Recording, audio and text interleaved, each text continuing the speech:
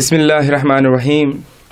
طب انبیاء و اہل بیت کی 13ویں کلپ میں ہم آغا صاحب سے یہ سوال پوچھنا چاہیں گے کہ قبلہ صاحب، آپریشن کی طب اہل بیت میں کیا اہمیت ہے؟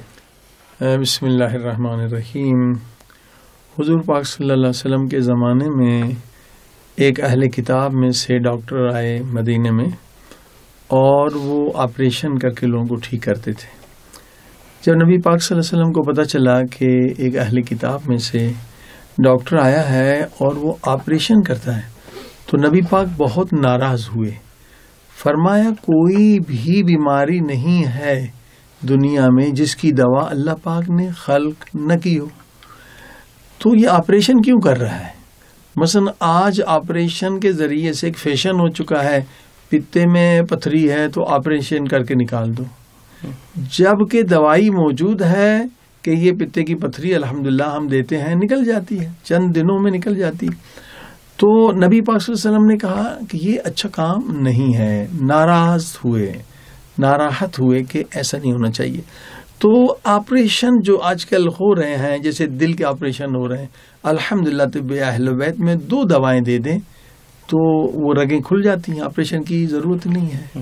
مثلا بعض کو نندا دیتے ہیں اور اجوا کھجور کا پاؤڈر دیتے ہیں، اور مشہور بڑے بڑے لوگ شفا پا چکے ہیں، کئی ٹی وی پر آ چکا ہے۔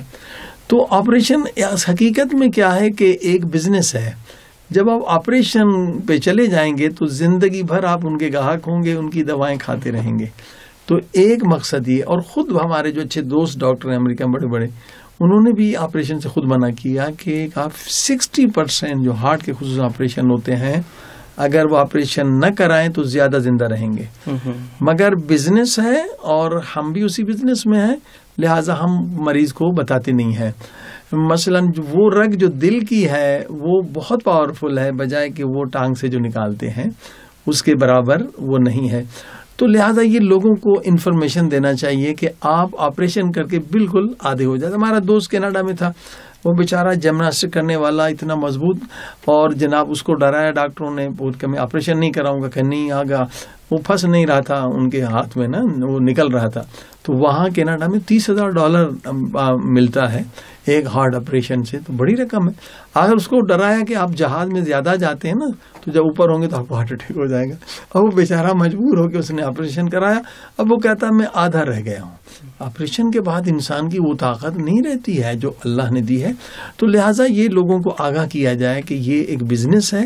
البتہ کچھ آپریشن ضروری بھی ہوتے ہیں، اور وہ پہلے بھی زمانے میں ہوتے، جیسے اگر ہڈی ٹوٹ جائے، اب وہ جو ہڈی کے مسائل ہوتے ہیں پہلے زمانے میں بھی ایسے حکیم تھے، اور آج بھی جو ہڈی جوڑنے کے لحاظ سے جو آپریشنز ہوتے ہیں اس میں کوئی بھی خطرہ نہیں ہے۔